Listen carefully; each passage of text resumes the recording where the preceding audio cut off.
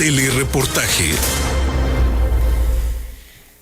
El Foro Anticorrupción para la Política Estatal Anticorrupción, que se va a llevar a cabo en Villahermosa este viernes en la División de Ciencias Sociales y Humanidades de la UJAT. Para platicar de ello están esta mañana en cabina el licenciado Fernando Vázquez Rosas, es presidente del Comité de Participación Ciudadana del Sistema Estatal Anticorrupción, y también la maestra Mileili Wilson Arias, integrantes de este comité. Yo les doy la bienvenida a Telereportaje. Muchas gracias, Emanuel. Muchas gracias. A ver, cuéntenos de este foro, ¿de qué se trata?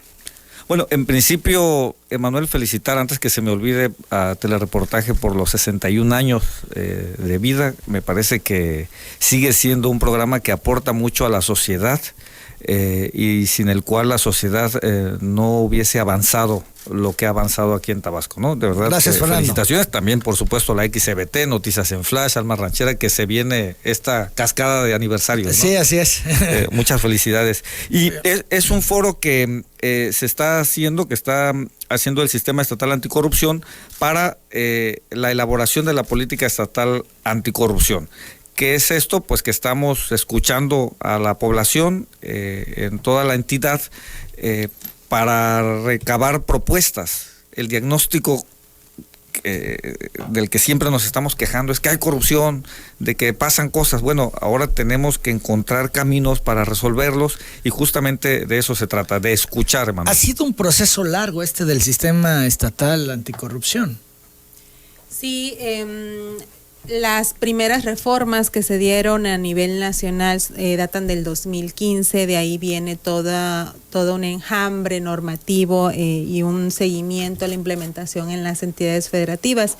Y Tabasco llegó en el límite que establecía la normativa federal para constituir su sistema estatal anticorrupción, pero lo logró. Hoy en día tenemos entidades que aún están faltas en la implementación de lo que dispone la Ley General del Sistema, pero sin embargo se han dado pasos firmes y lo más importante es que hay voluntad política para avanzar en los temas nacional, estatal, en los municipios también ha permeado esta voluntad y sobre todo que la ciudadanía sí está inquieta de querer participar. Voluntad a partir de este gobierno, porque entiendo que se demoró, por lo mismo que se comentaba hace un momento, desde el origen. O sea, no hubo la voluntad suficiente para impulsarlo con todo.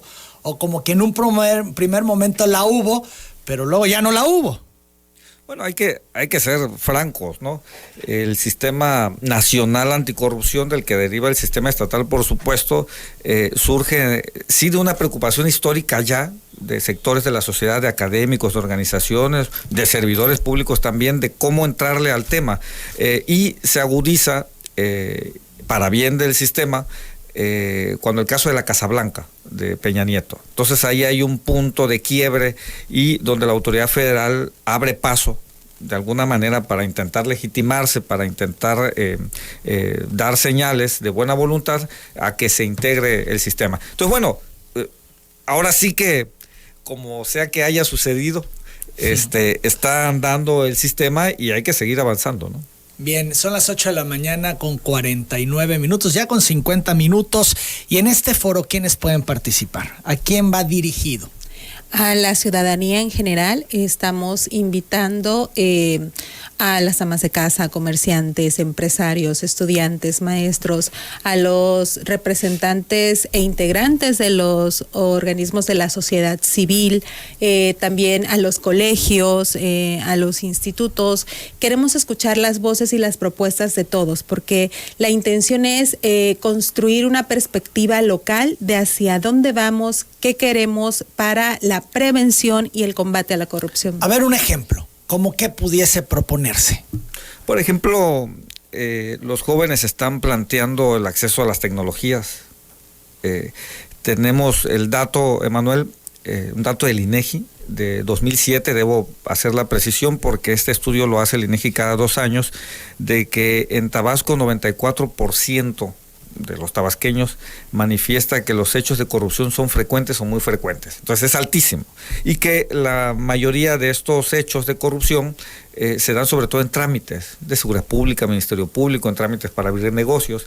Entonces, hay cosas que ya se están haciendo, me parece que para bien. Por ejemplo, se instaló hace poco el Consejo para la Mejora Regulatoria en el Estado. Es un esfuerzo que es del gobierno del Estado, que encabeza la Secretaría de Desarrollo Económico, y del cual el Sistema Estatal Anticorrupción forma parte.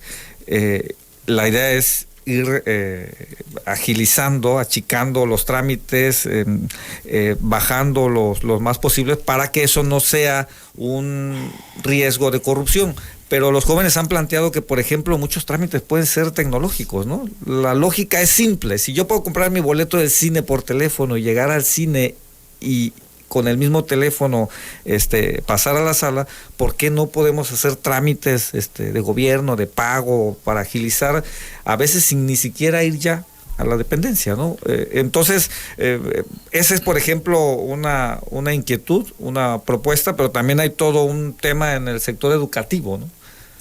Sí, en el sector educativo hemos tenido afortunadamente participación de los alumnos, maestros, pero incluso psicólogos que han estado en algunos de los foros regionales, y se ha abordado la problemática de las prácticas sociales, de cómo se originan, cómo se fomentan. Entonces ha habido comentarios que la intervención debe ser incluso desde los niños, ¿no? Comportamiento en casa, en las escuelas deben de seguir. Y el Foro de Tabasco tiene un agregado, a diferencia de la Propuesta Nacional de la Política Anticorrupción. En Tabasco, uno de los pilares para la construcción de la política es la educación, porque ya se tiene detectado que por ahí nosotros podemos concentrar esfuerzos entre la ciudadanía y los diversos órdenes de gobierno para ir cambiando un poco esta aceptación o normalización de las conductas que fomentan la corrupción. Entonces, es a través del foro que nosotros esperamos las propuestas para cómo podemos hacerlo. Este viernes va a ser este foro. Cuéntenos un poquito más de ello. ¿Quiénes van a participar? Sí, el viernes 6 de septiembre el registro inicia a las 10:30 de la mañana, para empezar a las 11. Hay una conferencia magistral de una comisionada del INAI que viene a dar esta conferencia, y se hace el acto inaugural. Hay allí unos mensajes iniciales, y ya después los asistentes se dividen en 4 mesas, que justamente son las mesas de trabajo con temas específicos para recabar las propuestas en temas de impunidad, de arbitrariedad, fortalecimiento de la sociedad y en el tema educativo, ¿no? Junto con lo que ya se ha recabado en Comalcal, con Emiliano Zapata y en Macuspana, que son otros 3 foros que se han llevado a cabo, más una encuesta que está en línea todavía para la política anticorrupción. Bueno, todos estos datos se integran, y la idea es que hacia noviembre ya se tenga un primer borrador de lo que será la política estatal, y que deberá tener todavía un proceso de evaluación al interior del propio sistema. ¿Lo que recojan de este foro se va a llevar al Congreso? ¿Se va a hacer ley o cómo va a operar? No, es lo que se integra es un borrador, una propuesta de política estatal que debe aprobar el comité coordinador del propio sistema estatal anticorrupción. Hay que recordar que este comité coordinador es el máximo órgano decisorio del sistema, integrado por los titulares del OSFE, de la Fiscalía Anticorrupción, del Tribunal de Justicia Administrativa, de la Judicatura, el secretario de la Función Pública, y todos ellos en conjunto con el presidente del Comité de Participación Ciudadana, que yo tengo ese nombramiento ahora, pues se acuerda, se aprueba, se amplía, en fin, esta política estatal, para que ya se eche a andar, desde luego. Pero ¿cómo entran estos puntos que determinen cómo se verán reflejados? ¿De qué manera se aplicarán? Porque en la propia política se deben desarrollar indicadores de medición.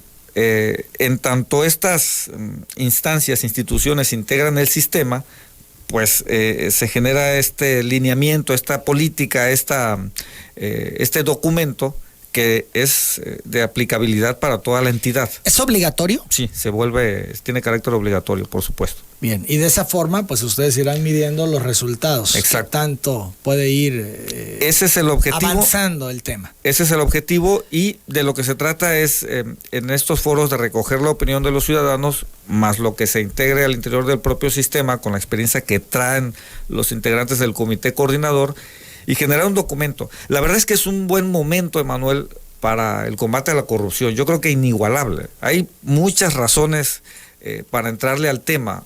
Hay voluntad política presidencial. O sea, sin duda, todos los días el presidente de la República está abordando el tema. Es su tema, de hecho. Es su tema y su foco, la inseguridad, el combate a la corrupción y el combate a la pobreza, ¿no? Pero corrupción es un eje de su política nacional. En el Estado, por supuesto, el gobernador se ha referido reiteradamente al tema con mucha apertura, como no sucedía antes, diría yo. En los municipios estamos encontrando muy receptivos a los alcaldes y por todos lados, en las escuelas, en las organizaciones empresariales, en fin, me parece que hay un buen ánimo. Pero hay también ya una serie de reformas legales, por ejemplo, que el tema de la corrupción ya es delito grave. Esto no se ha dicho mucho, pero no es poca cosa, que si alguien es detectado en un hecho de corrupción deberá llevar el proceso en prisión y si no es delito grave lo puede llevar en libertad con riesgos de que se fuguen, ¿no? Entonces este cambio en la ley también incluye la ley de mejora regulatoria, la ley general de mejora regulatoria, que es de aplicación en todo el país, que entre otras cosas especifica más las responsabilidades de los servidores públicos, pero también para los particulares. La autoridad puede intervenir incluso hasta disolver una empresa en caso de ser detectada en hechos de corrupción, por poner el ejemplo más extremo, ¿no? Pero hay una serie de sanciones previstas ya para los particulares, ¿no? Están desde luego nuevas instituciones, la Unidad de Inteligencia Financiera, que está actuando con mucho ojo, con mucho feeling, con mucha decisión. La Unidad de Inteligencia, su similar aquí en el Estado patrimonial, que tiene este acuerdo con la Unidad de Inteligencia Financiera, que están haciendo investigaciones en conjunto, según he escuchado públicamente. Desde luego, cada institución está teniendo su actuación. Mira, lo que acaba de entregar el órgano superior de fiscalización al Congreso, me parece que hay rasgos inéditos en estas cuentas públicas. Por ejemplo, que yo recuerde, Manuel, nunca se había observado tanto a los municipios como ahora. En 13 casos, de los 17 municipios, en 13 el OSFE dice técnicamente que no aplicaron en general la normatividad y son alrededor de 1,000 millones de pesos que están allí observados, ¿no? Hay que decir que todavía viene un periodo de solventación, todavía no están terminadas las cosas allí, ¿no? Pero empiezan a ser más en serio las calificaciones de las cuentas públicas. Digamos que siempre han sido serios, pero que ahora está habiendo más precisión en las observaciones, Emanuel. Bueno. Y una diferencia notable que me parece que abona mucho a los ciudadanos, es que ahora se hacen públicos los informes. Antes había un asunto de la secrecía por ley, que se entregaban los informes al Congreso y no se podía saber nada. Se filtraba la información y lo publicaba la prensa, pero no se podía saber nada hasta que se calificaba la cuenta por parte de los diputados. Ahora las entrega y las sube a internet. Ya están a disposición de los ciudadanos los informes. En cualquier municipio, un ciudadano puede entrar a internet, a la página de los OSFE, y revisar cómo terminó la administración municipal anterior, por poner un ejemplo, pero están las del Ejecutivo, del Legislativo, en fin, ¿no? Me parece que hay mucha información disponible que los ciudadanos pueden tener acceso en las propias dependencias estatales. Pongo un ejemplo que me viene a la mente, Manuel. En el caso de la Secretaría de la Función Pública Estatal, tiene por allí en su página un apartadito, si no mal recuerdo, dice portal anticorrupción, y vienen una serie de rubros. Pero, por ejemplo, hay servidores públicos que han sido sancionados, inhabilitados, y se pueden consultar allí poniendo los datos, porque pues ya es un asunto resuelto, ¿no? Está el caso de la exsecretaria de Educación, Beatriz Luque, me viene a la mente que creo recibió una amonestación pública, el dato es público, se puede consultar allí, y el caso del exsecretario de Finanzas, José Manuel Sáiz Pineda, que recibió una inhabilitación por 5 años, según esto hasta el 2023 podría volver a ocupar un cargo público, ¿no?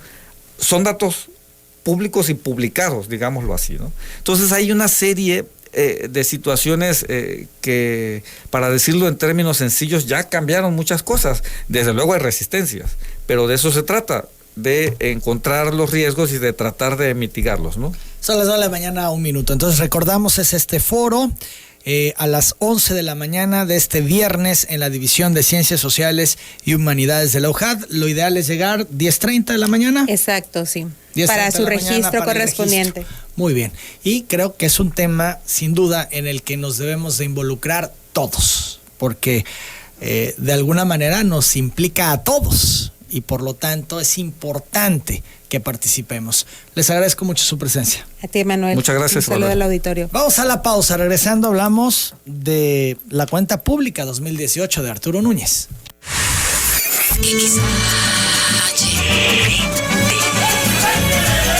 Desde Villahermosa,